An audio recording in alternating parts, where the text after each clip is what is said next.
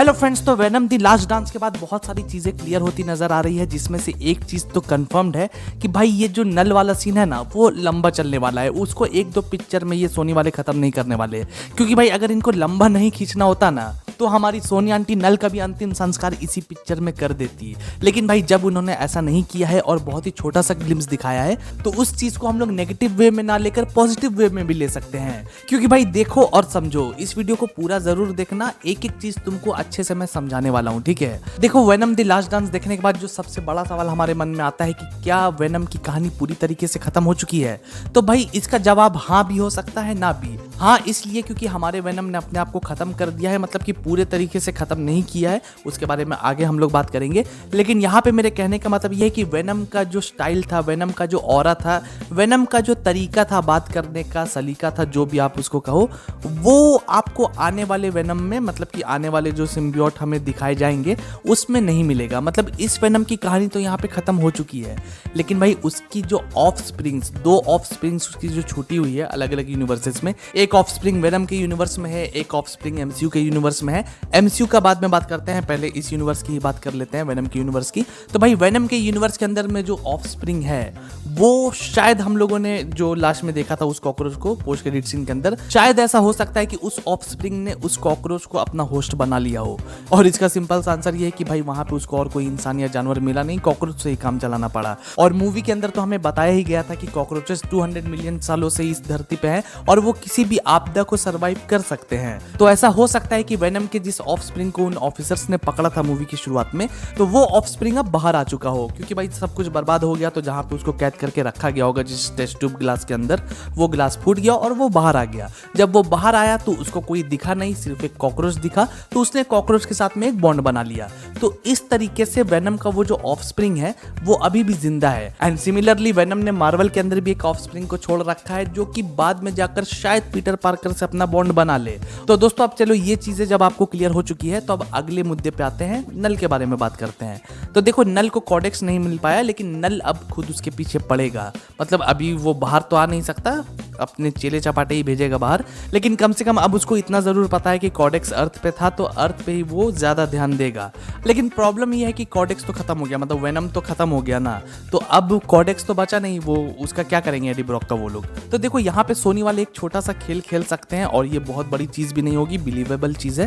क्योंकि देखो, हम लोग ये मान सकते हैं कि अगर वेनम के अंदर कॉडेक्स था, वेनम और एडी मिलकर एक कॉडेक्स थे, तो भाई वेनम का जो हिस्सा है, वो जो ऑफ स्प्रिंग है, वो भी अपने आप में एक कॉडेक्स हो सकता है। क्योंकि भाई है कौन, वो वेनम के ही बॉडी का हिस्सा है ना, वेनम का ही एक पार्ट है ना। तो अगर वेनम एक कॉडेक्स था तो ये भी एक कॉडेक्स है। तो ये पॉसिबल हो सकता है कि वो जो ऑफ स्प्रिंग है वो जब किसी को अपना होस्ट बनाएगा तो वो होस्ट भी कॉडेक्स बन जाए, मतलब कि इन दोनों का बॉन्ड मिल करके भी एक कॉडेक्स बन जाएगा। यहाँ पे ये चीज़ ज़रूरी नहीं हो सकती कि उस ऑफ स्प्रिंग को भी पहले अपने होस्ट को बचाना पड़ेगा, एक बार मर जाएगा तो उसको फिर से बचाना पड़ेगा, ऐसा ज़रूरी नहीं है।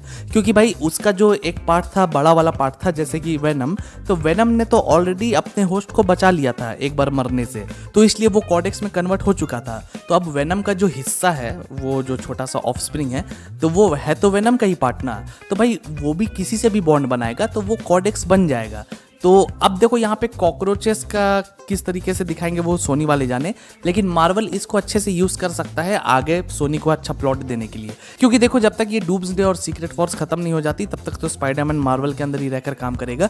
लेकिन जैसे ही सीक्रेट फोर्स रिलीज हो जाती है, स्पाइडरमैन चला जाएगा सोनी यूनिवर्स का बड़ा पार्ट बनने के लिए, और फिर सोनी अच्छे से स्पाइडरमैन को यूज कर पाएगा अपने यूनिवर्स को आगे बढ़ाने के लिए और नल को एज अ थैनोस दिखाने के लिए। तो इसलिए चलो अभी हम लोग ये सपोज करके चलते हैं कि वेनम का जो छोटा सा ऑफ स्प्रिंग है वो भी अपने आप में कॉडेक्स है, और वो अगर किसी से बॉन्ड बनाएगा तो वो कॉडेक्स बन जाएगा, कॉडेक्स वो चाबी बन जाएगी। तो अब ये चीज स्पाइडरमैन से कैसे कनेक्ट होती है, तो भाई अब आप लोगों को धीरे धीरे समझ में आ चुका होगा मैं क्या कह रहा हूँ। अगर वो ऑफ स्प्रिंग जो कि मार्वल के यूनिवर्स में छूटा हुआ है, वो जाकर अगर पीटर पार्कर से बॉन्ड बनाता है, क्योंकि वो वेनम का ही पार्ट था और क्योंकि उसके अंदर भी कॉडेक्स बनने की पावर्स हैं, तो जब वो पीटर पार्कर से अपना बॉन्ड बनाएगा तो वो और पीटर पार्कर मिलकर भी एक कॉडेक्स को फॉर्म कर देंगे। और क्योंकि नल को अब पता है कि अर्थ में ही कॉडेक्स मिला था उसको, तो इसलिए ऐसा हो सकता है कि नल जितने भी यूनिवर्सेस हैं उन सभी यूनिवर्सेस के अर्थ पे ही अच्छे से ध्यान दे। और जब वो ऑफस्प्रिंग टॉम हॉलैंड के स्पाइडरमैन से अपना बॉन्ड बनाएगा तो फिर नल को सिग्नल्स मिल जाएंगे कि भाई कॉडेक्स इस वाले अर्थ पे है। तो अब वो क्या करेगा, वो जेनोफेजेस को स्पाइडरमैन के पीछे भेजेगा। अब यहाँ पे देखो स्पाइडरमैन मरेगा नहीं मरेगा, वेनम उसको बचाएगा, वो बात की बात है। लेकिन अगर यहाँ पे स्पाइडरमैन नहीं मरता है और वेनम उसको मरने से नहीं भी बचाता है, तो क्योंकि ये हम लोग थियरी लेकर चल रहे हैं कॉडेक्स के बारे में जो मैंने अभी पीछे आपको बताई, तो उस थियरी के हिसाब से नल को सिर्फ उस ऑफस्प्रिंग को पकड़ना है, मतलब उस नए वाले वेनम को पकड़ना है। और ऐसा हो भी सकता है कि स्पाइडरमैन 3 वाले सीन को यहाँ पे रिक्रिएट कर दिया जाए। हो सकता है कि वो वेनम उसको हरामी बना दे स्पाइडरमैन को, और जिस तरह टोबी मैगवायर ने अपने जिस्म से उस वेनम को निकाल फेंका था, उसी तरह टॉम हॉलैंड भी अपने जिस्म से उसको निकाल फेंके। और जब टॉम हॉलैंड उस वेनम के हिस्से को अपने शरीर से निकाल फेंकेगा, उसी टाइम शायद जेनोफेजेस वहां पे आ जाएंगे और उस वेनम को, वो नए वाले वेनम को पकड़कर ले जाएंगे। और क्योंकि उसके अंदर कॉडेक्स है तो उसके वजह से नल आज़ाद हो जाएगा। और फिर भाई हम लोग डूम्सडे देखेंगे। डूम्सडे तो खैर स्पाइडरमैन से पहले ही आएगी। फिर हम लोग सीक्रेट वॉर्स देखेंगे। सीक्रेट वॉर्स में हो सकता है कि उसका कोई इन्वॉल्वमेंट ना हो, लेकिन सीक्रेट वॉर्स खत्म होने के बाद जब अगली स्पाइडरमैन मूवी बनेगी, मतलब कि स्पाइडरमैन 5, तो भाई फिर वहां से हमें नल का असली आतंक देखने को शुरू मिलेगा। और फिर शायद वहीं से टोबी मैगवायर और एंड्रू गारफील्ड के स्पाइडरमैन्स भी इस जर्नी का पार्ट बन सकते हैं।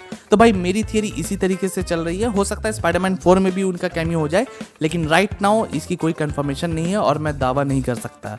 मैं बस फैन फिक्शन में तुम लोगों को खुश कर सकता हूँ, बाकी मेरे हाथ में कुछ नहीं है भाई। तो हाँ, एक चीज़ है कि स्पाइडरमैन 4 की फैन फिक्शन मुझे फिर से बनानी होगी, क्योंकि यहाँ पे बहुत इंटरेस्टिंग चीज़ चल रही है। तो एक और स्टोरी उसके ऊपर बनती है, तो उसके ऊपर मैं काम बहुत ही जल्द करना शुरू करूँगा। एंड मे बी जो नेक्स्ट फैन फिक्शन आए वो स्पाइडरमैन 4 के ऊपर ही आए। यू नेवर नो, अगर उससे पहले मैं कोई और स्टोरी कंप्लीट ना कर लूँ तो। बाकी यार मुझे पता है कि मैं फैन फिक्शंस बहुत डिले हो रही है, क्योंकि भाई अभी टाइम नहीं मिल पा रहा, लेकिन मैं कोशिश कर रहा हूँ, मैं कोप अप करने की कोशिश कर रहा हूँ। और मैं इतना ज़रूर कोशिश करूँगा कि भाई कम से कम महीने में एक फैन फिक्शन तो तुम लोगों को ज़रूर मिल जाए, क्योंकि उतना तो चलता है भाई, उतना तो होना ही चाहिए, उतना ज़रूरी है। सो लेट्स सी, मैं अपनी पूरी कोशिश करूँगा। बाकी आप लोग सपोर्ट करते रहो यार, बस आप लोगों का सपोर्ट रहेगा तो हम लोग हर जंग जीत लेंगे। तो चलो आज के लिए बस इतना ही। अगर आपको ये वीडियो पसंद आया हो तो जाने से पहले वीडियो को लाइक और चैनल को सब्सक्राइब जरूर कर देना भाई। लाइक और सब्सक्राइब करो भाई, मतलब तुम लोगों ने लाइक करना ही छोड़ दिया वीडियो को। प्लीज़ लाइक करो, सपोर्ट करो। लाइक करोगे तभी तो चैनल आगे बढ़ेगा। तो प्लीज़ लाइक करो, सब्सक्राइब करो, और बाकी अपने विचार भी कमेंट सेक्शन में ज़रूर बताना। मैं आप लोगों की थियरीज भी जानना चाहूँगा।